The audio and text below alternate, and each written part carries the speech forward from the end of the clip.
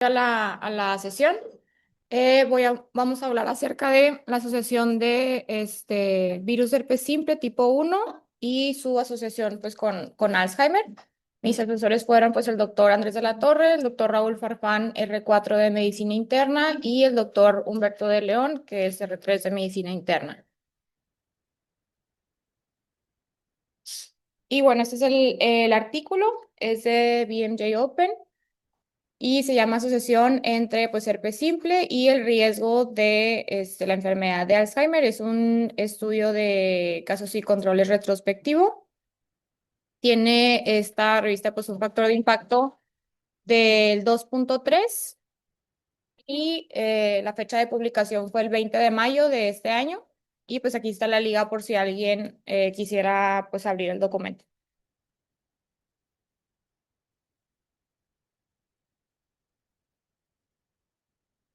Bueno, esas son las cosas que vamos a revisar. Primero vamos a ver la introducción.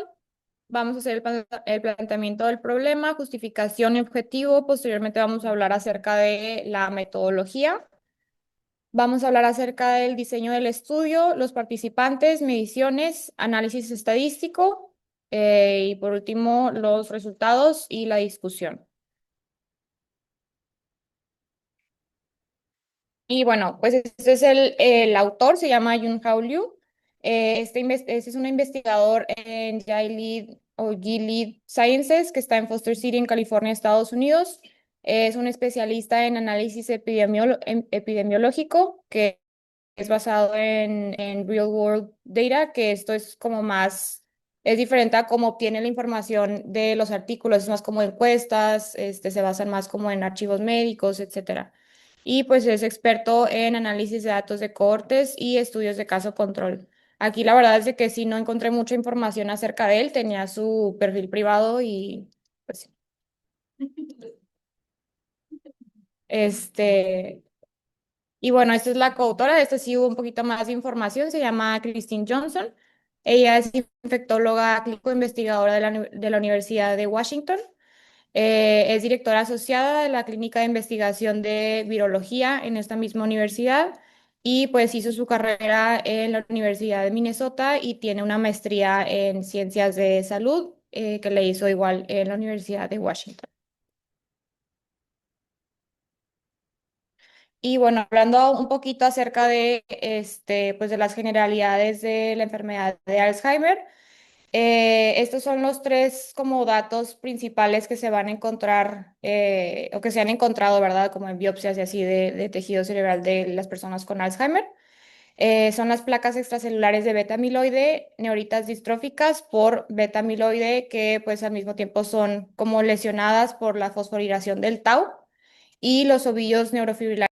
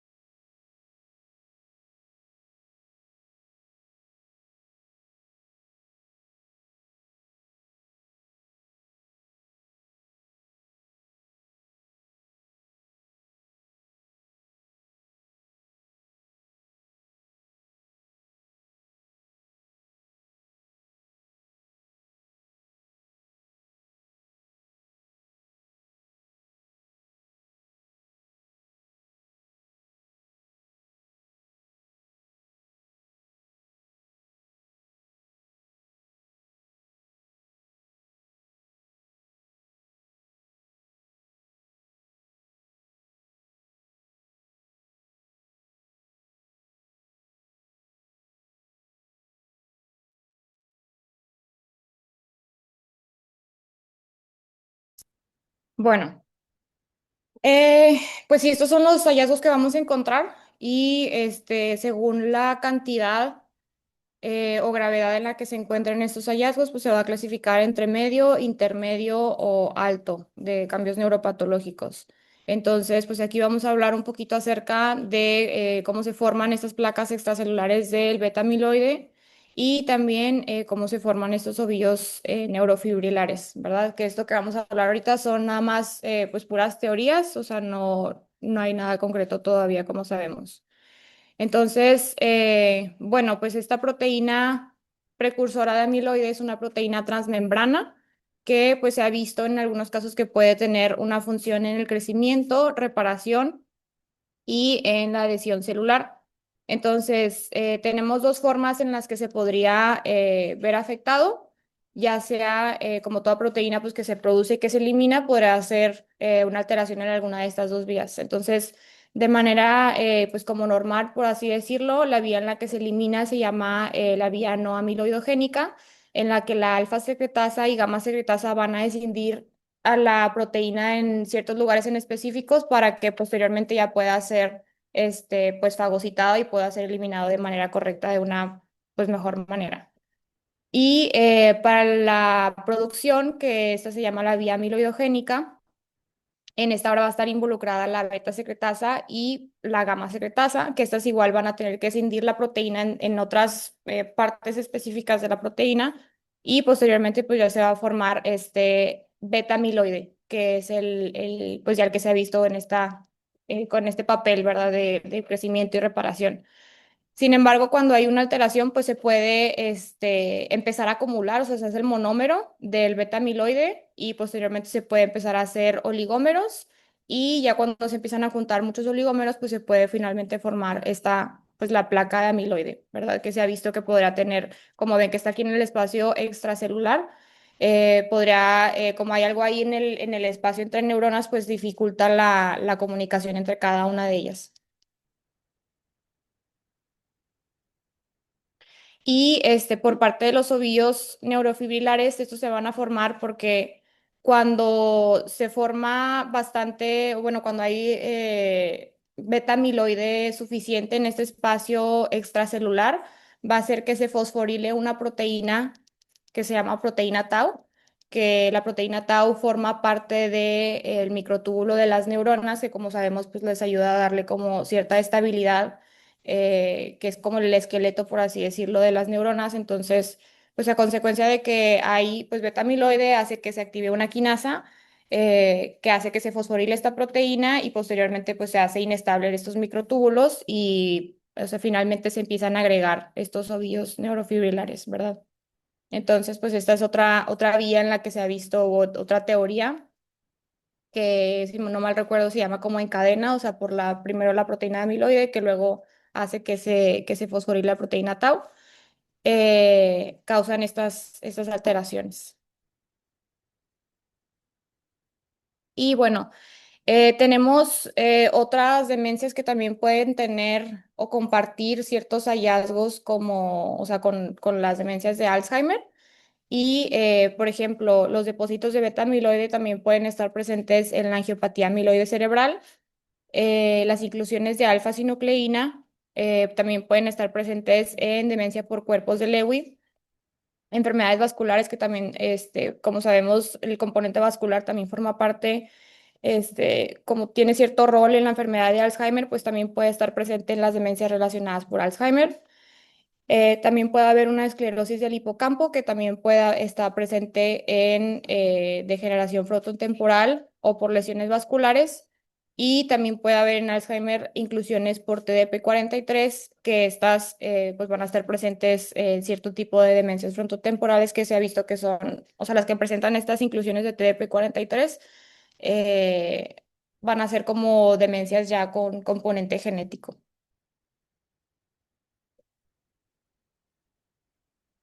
Entonces, pues ya en base a esto podemos asumir que las demencias relacionadas a Alzheimer, pues van a ser estas, ¿verdad? La demencia frontotemporal, la demencia por cuerpos de Lewy, contribuciones vasculares al deterioro cognitivo y la demencia, y las demencias de etiología múltiple, así es como se clasifican.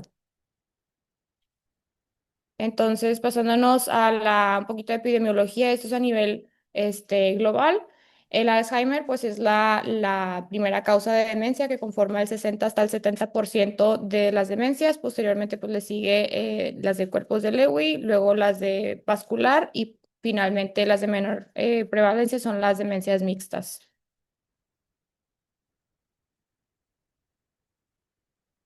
Y bueno, pasándonos un poquito a hablar acerca del herpes simple tipo 1. Se mencionaba aquí en el artículo que más de 2/3 de la población menores de 50 años pues ya tuvo o tiene esta infección, ¿verdad? Del herpes simple tipo 1.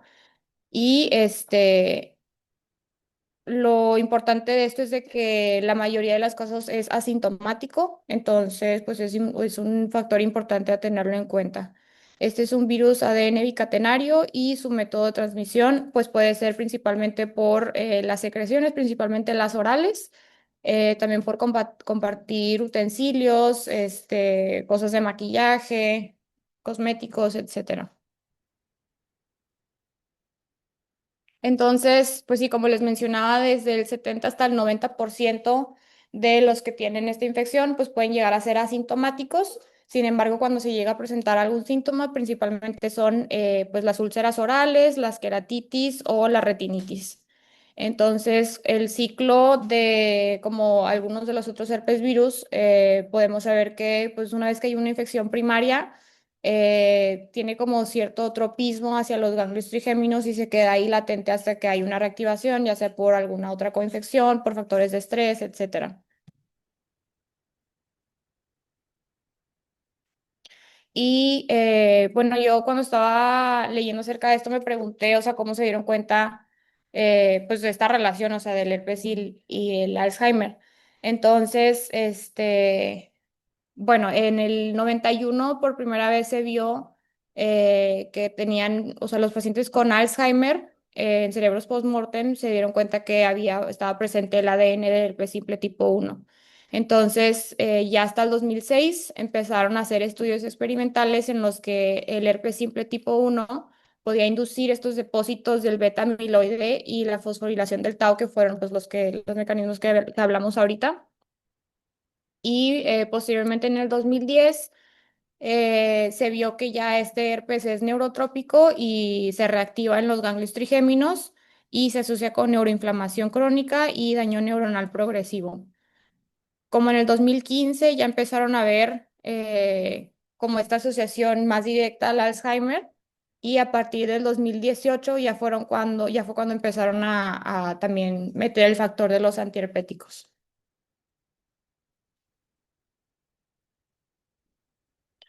Entonces, bueno, la justificación, como les mencionaba, pues sí, el Alzheimer es la primera causa de demencia.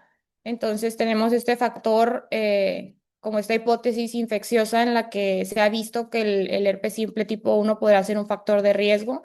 Sin embargo, en los artículos que han salido, pues en algunos sí se ha relacionado estrechamente y en otros, pues mencionan que no tanto. Entonces, pues sí hay mucha contradicción entre pues artículos y también acerca pues lo mismo de los antiherpéticos. Y en los que sí se ha demostrado pues algún como factor de riesgo, más bien se ha demostrado una asociación y no una causalidad.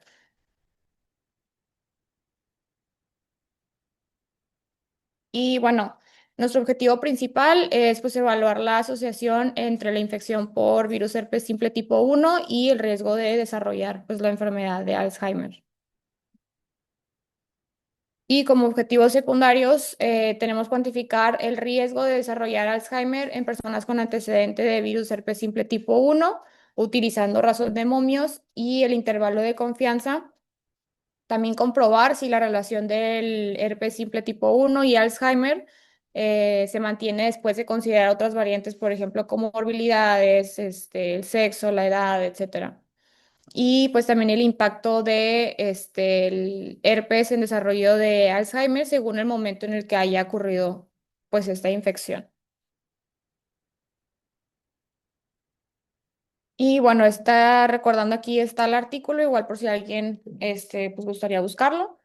El diseño del estudio, como mencionaba al inicio, es un estudio retrospectivo de casos y controles y la base de datos que se utilizó fue de VIA, que es una compañía, y la base de datos ya es el Pharmetrics Plus, en el que pues prácticamente están incluidos seguros privados, o sea, seguros médicos que son privados en Estados Unidos. Entonces pues sí, conforman casi más de 215 millones de personas. Y eso pues es una base de datos muchísimo muy grande. Y bueno, la población fueron 50, digo, personas de 50 años o más con diagnóstico de Alzheimer o demencia relacionada a Alzheimer. Y bueno, se valoró desde el 1 de enero del 2006 hasta el 30 de junio del 2021. Entonces, como criterios de inclusión, tenemos que debían de contar ya sea con uno u otro de estos criterios. El primero es que tengan o que hubieran tenido dos o más diagnósticos de Alzheimer o demencia relacionada a Alzheimer en base a códigos ICD, que son como por los que tenemos aquí, por ejemplo, que son los IE10. Entonces, pues sí que tuvieran estos códigos diagnósticos con 30 o más días de separación entre cada diagnóstico. O la otra podría ser que tuvieran un diagnóstico o más de Alzheimer o demencia relacionada a Alzheimer, igual basado en estos códigos. Y aparte que hayan utilizado un medicamento o más para esta demencia relacionada a Alzheimer, prescrito posterior, o sea, al diagnóstico, ¿verdad? De la demencia. Y el otro era de que, pues como mencionaba, que tuvieran 50 años o más al momento del diagnóstico de la demencia. Y solamente como criterios de exclusión, que esto fue para más bien los controles, los pacientes no debían de tener ningún antecedente o historial de trastornos neurológicos. Entonces, bueno, pues tenemos aquí la base de datos, que son 206 millones, en el que pues ya se sacó aquí los pacientes que tenían Alzheimer, que eran 395,000. Y los que tenían más de 50 años, pues ya dio a 344,000, ¿verdad? Y acá en comparación a los que tienen demencia relacionada a Alzheimer fue de 1 millón y a los que tienen 50 años o más, pues se bajó a 747,000. Y estos, cada uno respectivamente, se hizo match al grupo control, que como mencionaba, que no debía de tener ningún trastorno neurológico, que en total de estos fueron 171 millones. Y bueno, respectivo al match, pues sí fue el mismo número, ¿verdad? De los pacientes con Alzheimer, 50 años o más, 344,000, que hizo match con su grupo control de 344,000. Y pues lo mismo acá de la demencia relacionada a Alzheimer, que fueron muchos más esta población. Igual hizo match con su grupo control, que no tenía ningún otro antecedente de trastorno neurológico. Y los criterios para el emparejamiento entre pues, estos dos fueron pues, la edad, el género, la región, el año de entrada a la base de datos, el número de consultas que tuvieron y el número de ingresos a hospitalización. Entonces, bueno, como les mencionaba, de que se basó solamente en los códigos, por así decirlo, del CIE-10, que son estos que tenemos acá arriba. Acá ya están todos desglosados, incluye enfermedad de PIC, degeneración corticobasal, degeneración supranuclear progresiva, pero pues también vimos que habían otras demencias que no se habían, o sea, de las que no mencionamos ahorita, por ejemplo, trastorno cognitivo orgánico, perdón. No especificado, también demencia por alcohol, trastornos mentales asociados, demencia en otras enfermedades, por ejemplo, Parkinson y Huntington.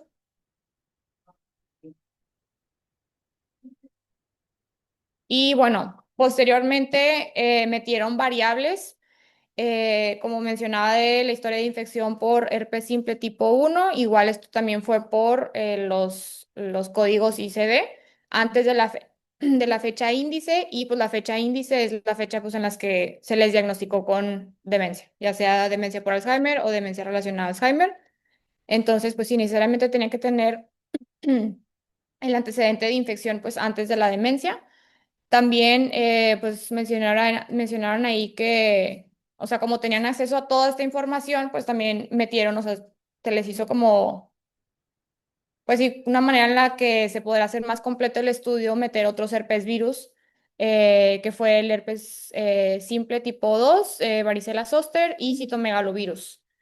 Y pues también metieron la variable de los antiherpéticos, en los que pues fueron estos, y los poco usados no fueron incluidos, que fue ganciclovir, cidofovir y talmovir. Igual el uso de antiherpéticos fue en base a pues códigos, igual.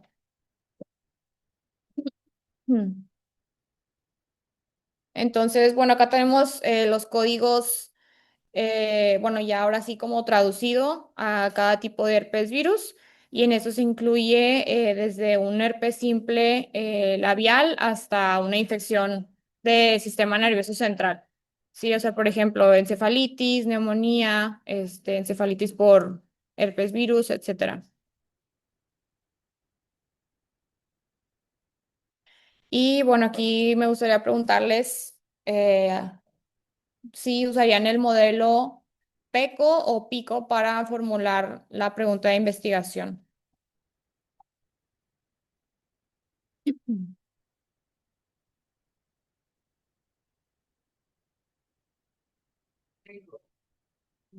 Sí. Bueno, acá mencionaron en el metro que sería PECO. Y bueno.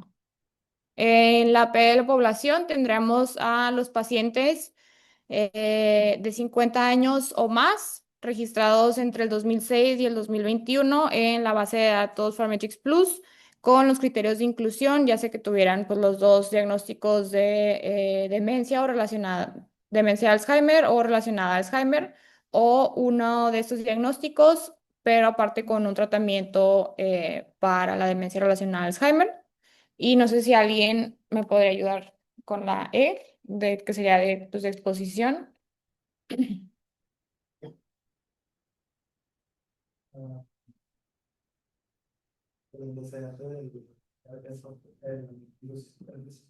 Ajá, sí, sería la exposición y el antecedente de la infección por herpes simple tipo uno. Y no sé si alguien me quiere ayudar con la C.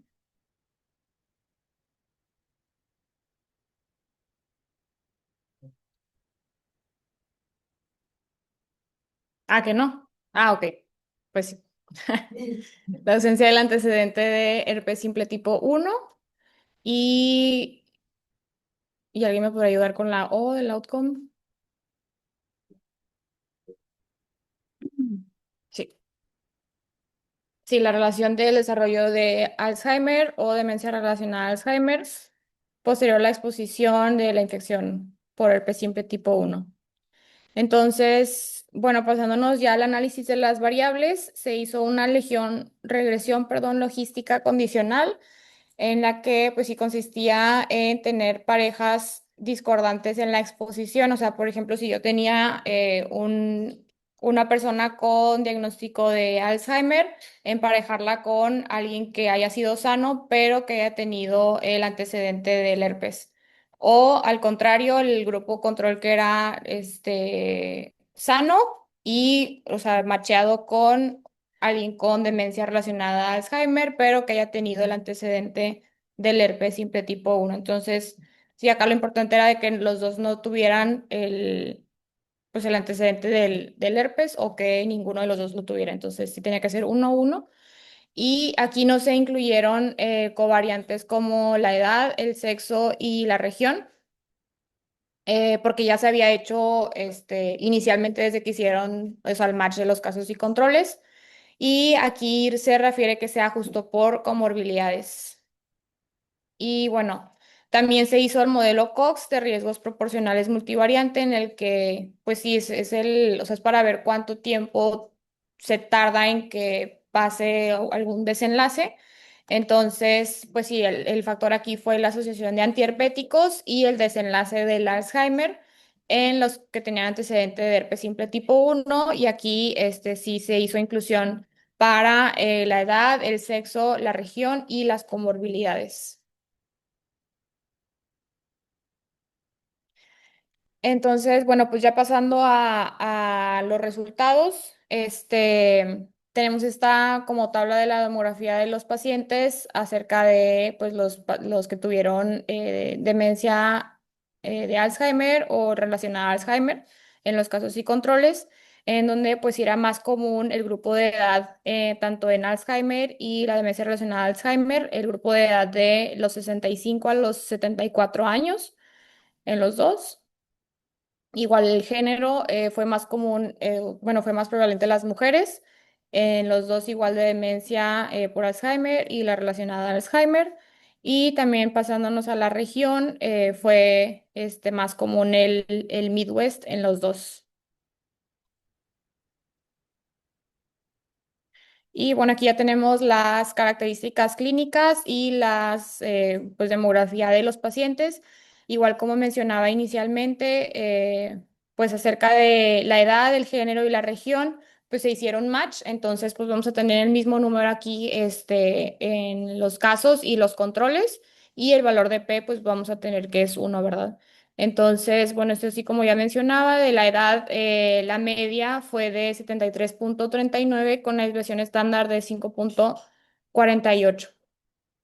Y bueno, pasando al grupo de edad, pues como ya mencionábamos, el mayor porcentaje de la población se encontraba dentro de los 65 a 74 años, conformado por el 52,36%.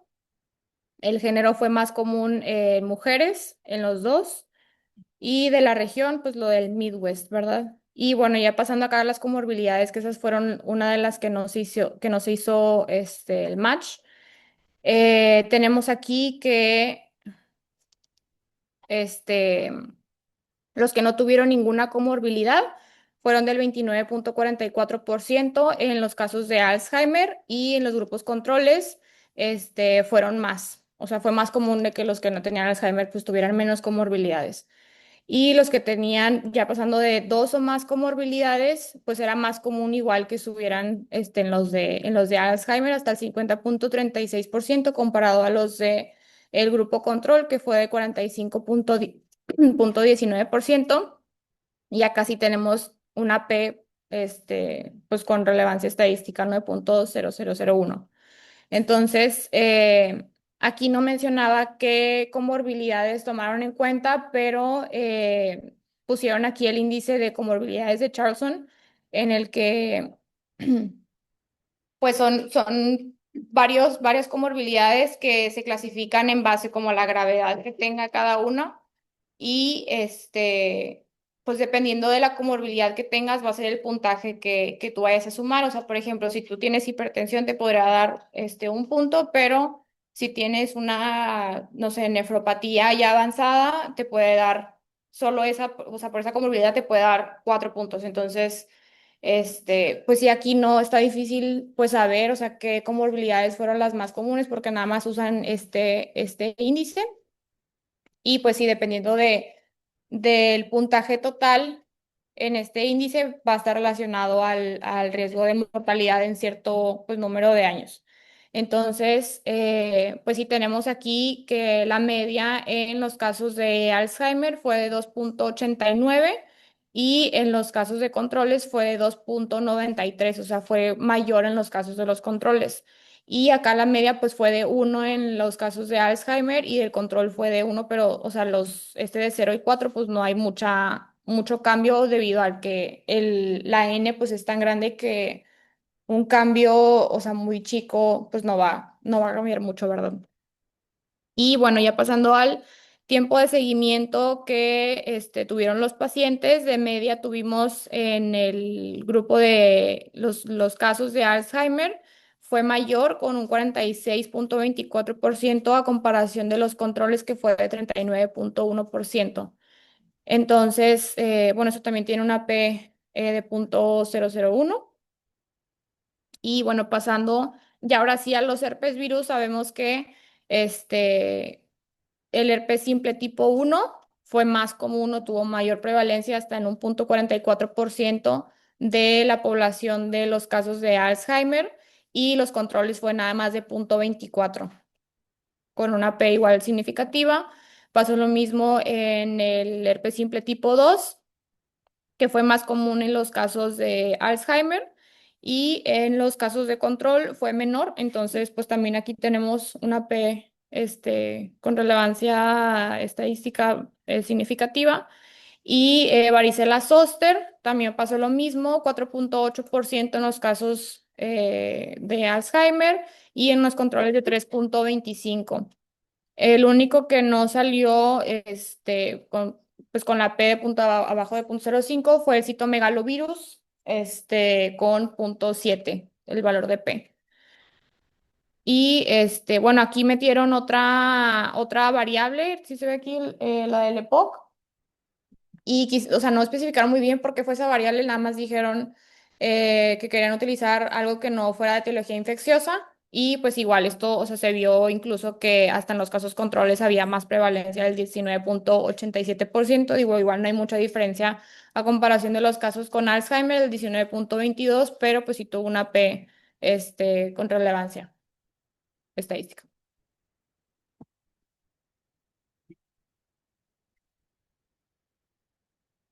Y bueno, esta tablita es acerca de la regresión logística condicional acerca de la enfermedad de Alzheimer y el herpes simple tipo 1, en donde pues tenemos que de manera general sí se asoció con un mayor riesgo pues el antecedente de la infección de herpes simple tipo 1 con un odds ratio de 1.8, bueno, 80, con un intervalo de confianza o sea, pues que no cruza el 1, ¿verdad? Y bueno, eso se vio pues como más importante en el grupo de mayor edad, de arriba de los 75 años de edad, en los que tuvimos un odds ratio de 2.1, o sea, súper alto. Y pues el intervalo de confianza, pues sí, también, o sea, sí nos hace pensar que sí hubo una relación muy importante aquí. En donde no se vio relación fue en el grupo de los 50 a 70 años, en donde el odds ratio fue de 1.14, pero pues aquí el intervalo de confianza pues fue el único en el que sí pues cruzó el 1, ¿verdad? Pero de igual forma, pues podemos ver que conforme iba pasando la edad, o sea, de los 50 a 70 años, pues sí, de que 1.14 los ratio, y de 71 a 74 años, él subió más a 1.51, y ya de los 75 años o más, pues subió mucho más el odds ratio hasta 2.1. Y esto es lo mismo, pero ahora con el grupo de las demencias relacionadas a Alzheimer, en donde pues vimos igual lo mismo de que los pacientes arriba de 75 años tenían el odds ratio de 2.03, y también el intervalo de confianza, pues, o sea, sí nos dio que era una asociación importante a esta, ¿verdad?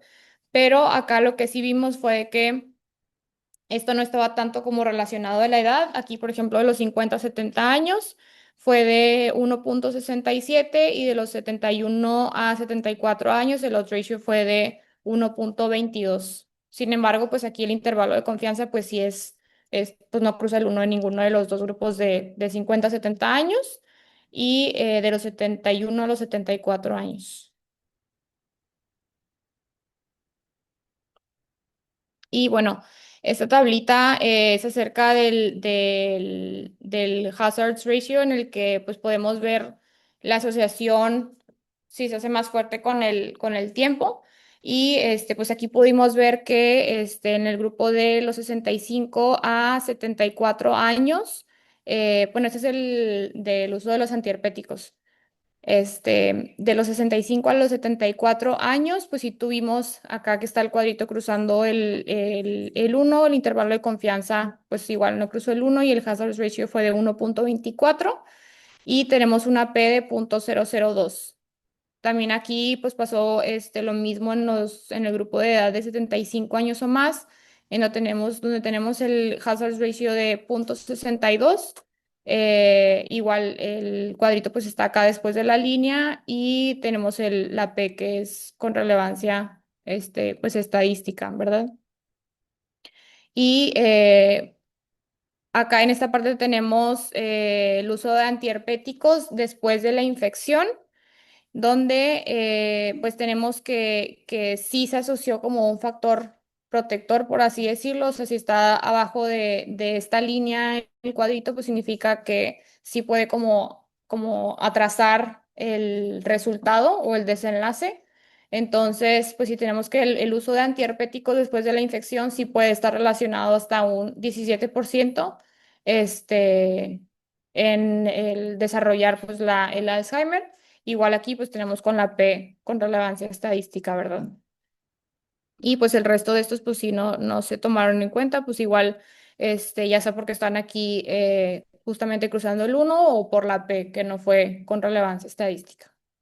Y en esta tablita, que es la curva de Kaplan-Meier, podemos ver en este eje como el riesgo acumulado.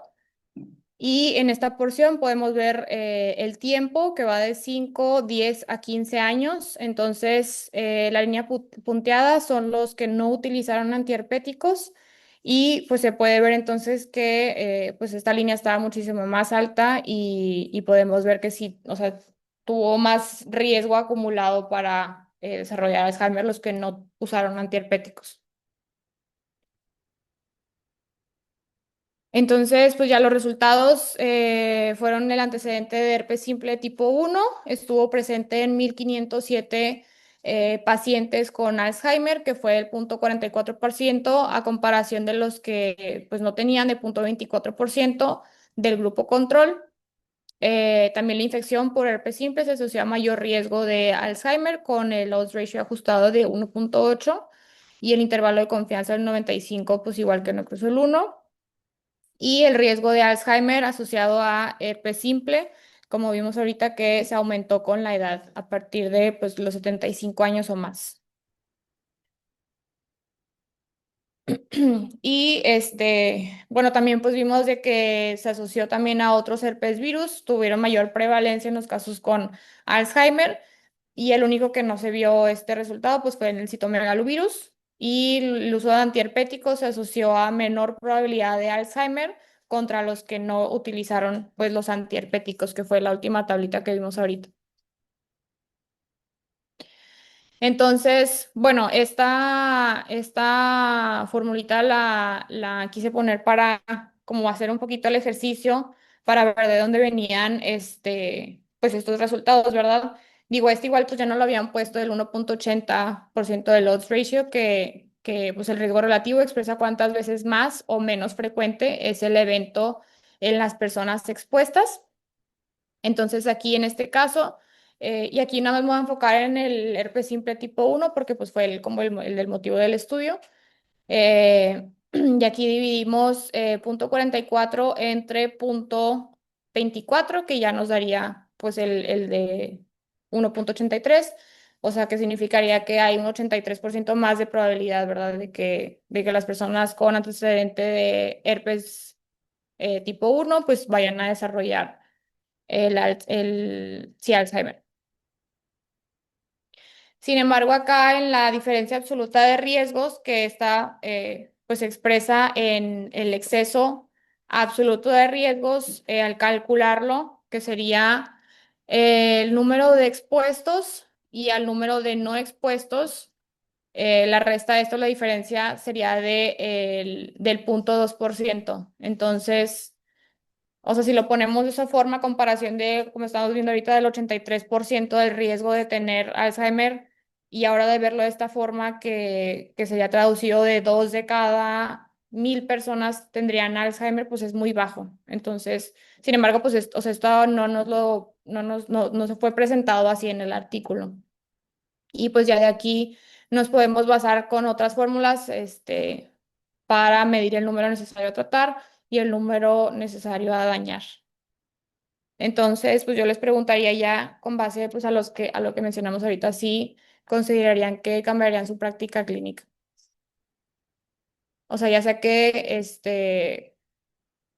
o sea, tomando en cuenta que puede tener varias como reactivaciones el herpes, o sea, de tratarlo, o no sé, incluso hasta disminuir el número de como reactivaciones necesarias para poder dar como tratamiento profiláctico, que si no mal recuerdo son como de 4 a 6 al año. Ya es ahí cuando empiezas a dar un antiviral pues un poquito más prolongado. Eh, pero pues no sé si, o sea, tomarían esto en cuenta ustedes para, por ejemplo, sobretratarlo o no sé.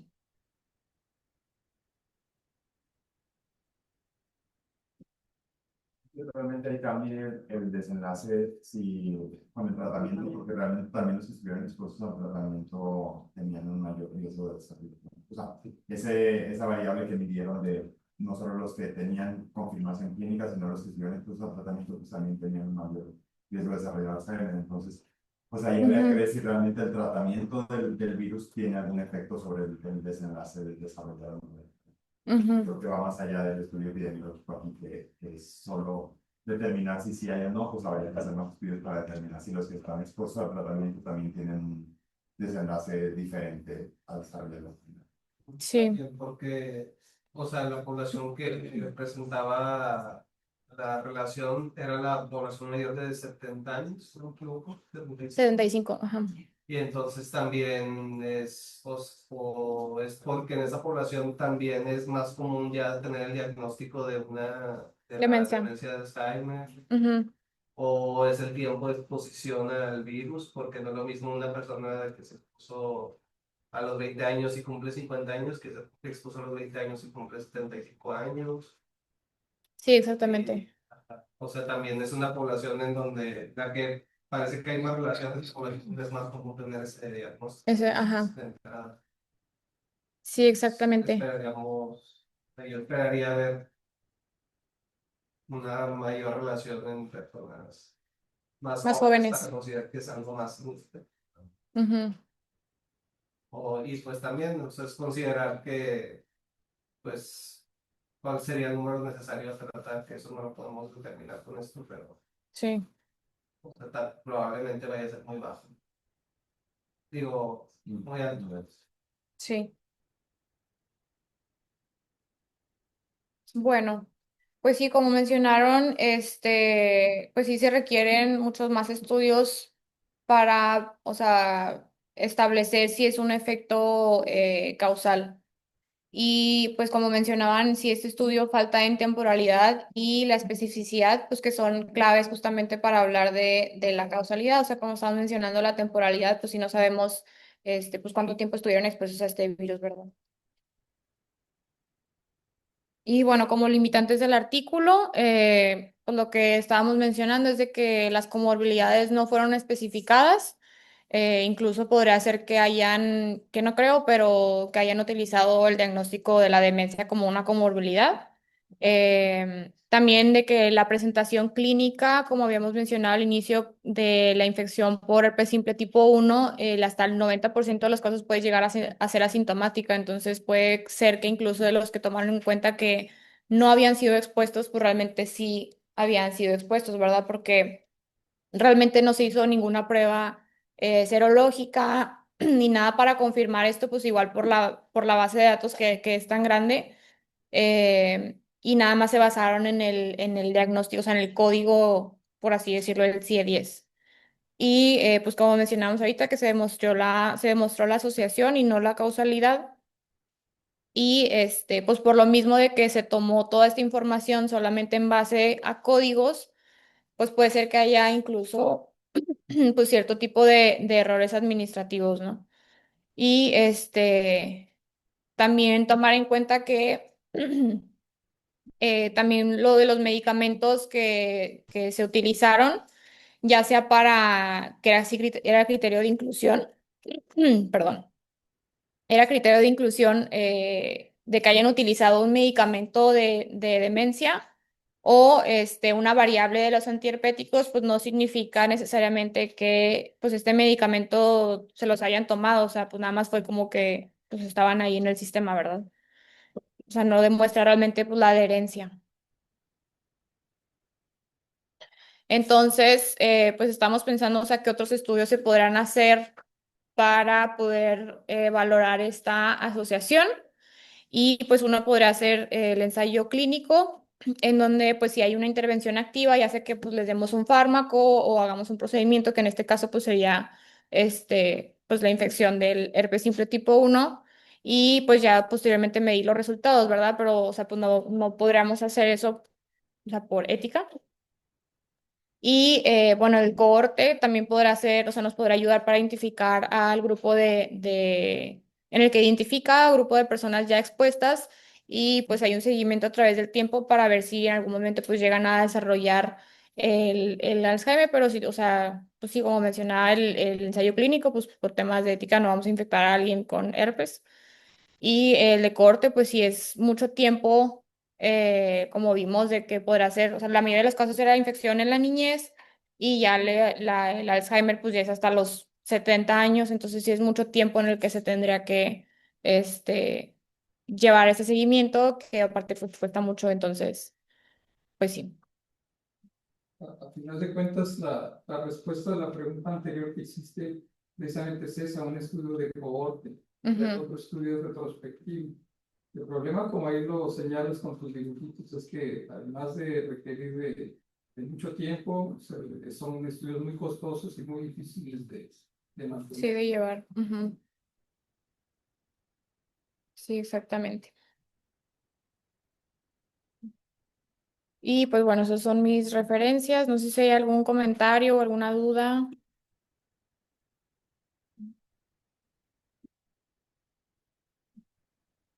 Mm.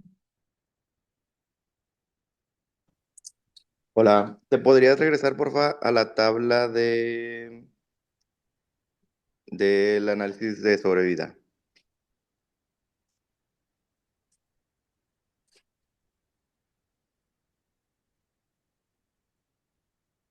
Ahí está.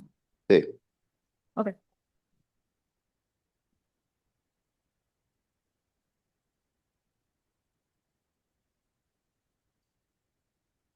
ok. Porque ahorita lo que estaban comentando sobre el número necesario a tratar y demás, sí lo podríamos obtener con esta tabla. O sea, aquí hicieron como dos partes. La primera, donde tenían obviamente los casos y los controles. Los controles pues no tienen la enfermedad. Y entonces se vio que en los casos pues había más herpes simple tipo uno. Ahí, por ejemplo, sí podemos sacar, en este caso sería el número necesario a dañar, porque ya tienen una exposición, que la exposición sería la infección. Si la diferencia absoluta de riesgo, como ahorita nos dijeron, fue de 0,2, tendríamos que dividir uno entre la diferencia absoluta de riesgo, que es punto 2, pero sería decimal, 0,002. Eso nos da a 500, porque ese ejercicio sí lo hicimos, y Es- significaría que por cada 500 personas que se infecten de herpes tipo uno, una desarrollaría Alzheimer, al menos con lo que dice este estudio, ¿verdad? Sí. Y con lo otro que podemos hacer es igual, calcular el riesgo. Aquí te están diciendo, eh, los antiherpéticos después de la infección, cuántos no recibieron antiherpéticos y cuántos sí recibieron antiherpéticos, Ujú. porque de esta población, que es una subpoblación, todos tuvieron herpes, ¿verdad? Sí. Nada más habría que ver cuáles son, se me hace que no lo pusieron aquí, cuáles son los que sí tuvieron Alzheimer o no, y haces tu tablita de contingencia. Igual sacamos diferencia absoluta de riesgo y entonces sí podríamos tener nuestro número necesario a tratar. Ok.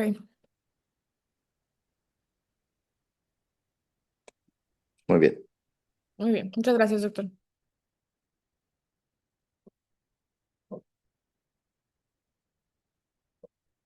Bueno, pues no sé si hay algún otro comentario o duda.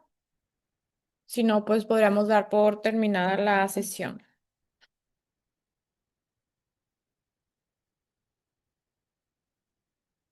Bueno, pues muchas gracias.